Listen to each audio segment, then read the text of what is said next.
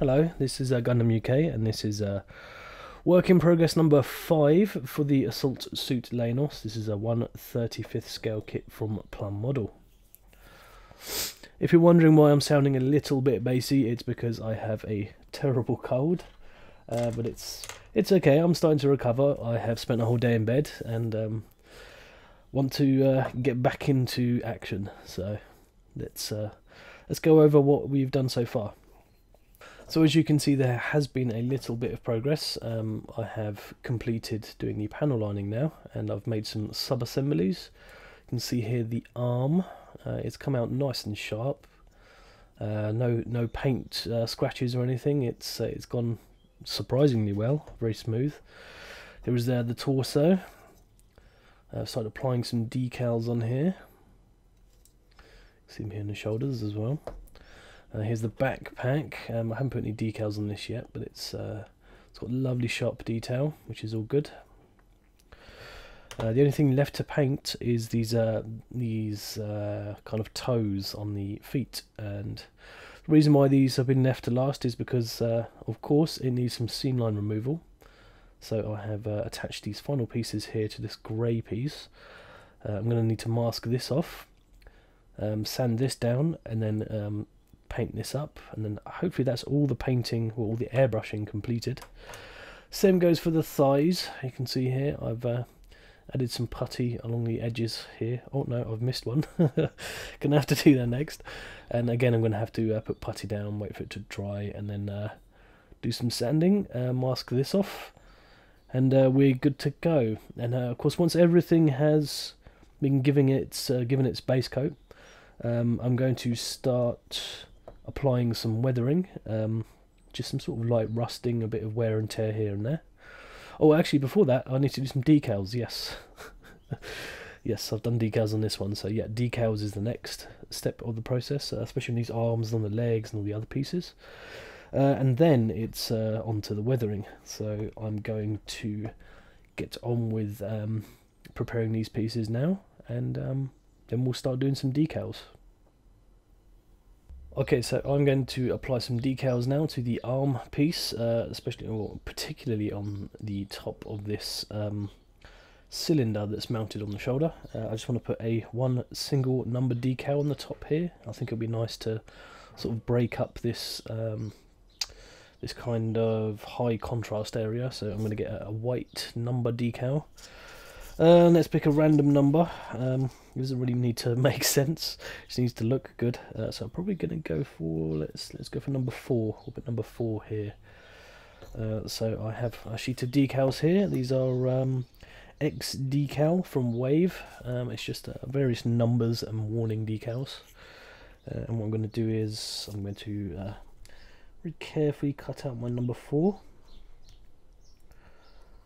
Now the good thing about these decals is they are pre-cut, which means I don't need to carefully score around them, and the actual borders around them are actually very tight. So I don't need to be I don't need to cut overly close to the number. I don't seem to have cut this out very well.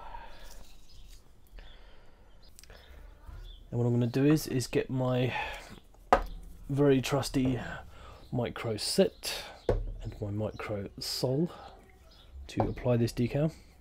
And what I have is I have 2 separate brushes, one for sol, one for set. You always do set first. I'm sorry I'm going to do this part off camera, but it doesn't really matter. It's pretty obvious what I'm doing. I'm just going to douse this decal in the water for about 5 seconds, and then I'm going to get my micro set, and then I'm going to just put a little bit on the surface here.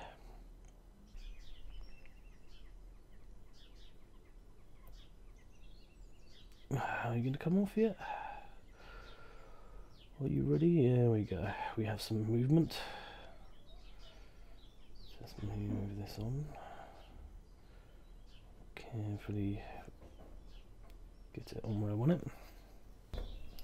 And I'm going to roll over it get rid of any air bubbles.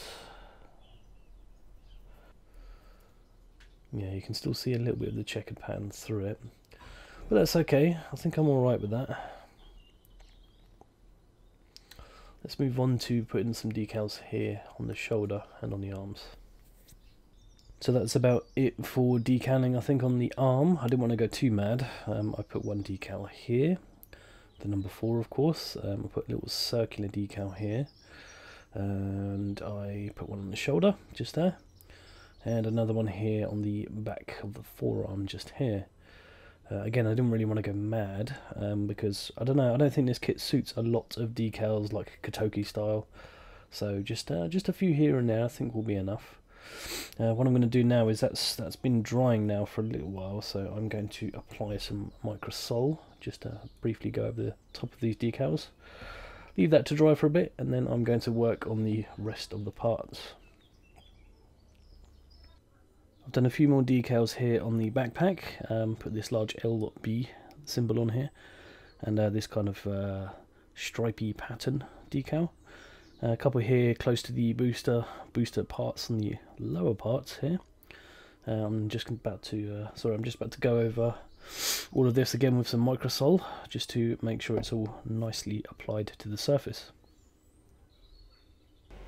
So I've started weathering the torso, as you can see, and what I've done is I've gone right in and given it lots of rusty details. And the way I've done that is I got some sponges here, some little tiny pieces of sponge, dabbed it in this MIG acrylic colour chipping fluid, and just went around all the edges where I would expect rust to gather. Now it looks quite high contrast at the minute, so what I'm going to do is I'm going to break it up a bit with some brushed in chipping acrylic colour, just add some scratches and notches and that kind of thing. And then I'm going to go in with a little bit of silver, just to show some exposed metal here and there. Right, so I've quite heavily weathered this now. I've gone in and added lots of grime and streaks and exposed metal. I tried to be as inconsistent as possible, because obviously weathering is inconsistent, so hopefully I've got the right effect. I probably did go in a bit too heavy, but okay, that's fine. It's all good practice in the end, so we'll see how that looks when it all comes together. I use this engine fuel and oil from MIG. Really cool stuff, really good. You can create some really interesting kind of streaky, grimy, oily effects. And yeah, I'm quite enjoying it. It's a lot of fun doing this, I've got to admit. So yeah, just got a little bit more to do on the neck here, just to sort of tie it all up, and then yeah, I'm not sure what to do next. Maybe I'll just seal it in afterwards, I guess. Then again, I don't want it all to be completely glossy. I want to be able to see the textures and all the different kind of oils and rusty bits coming through.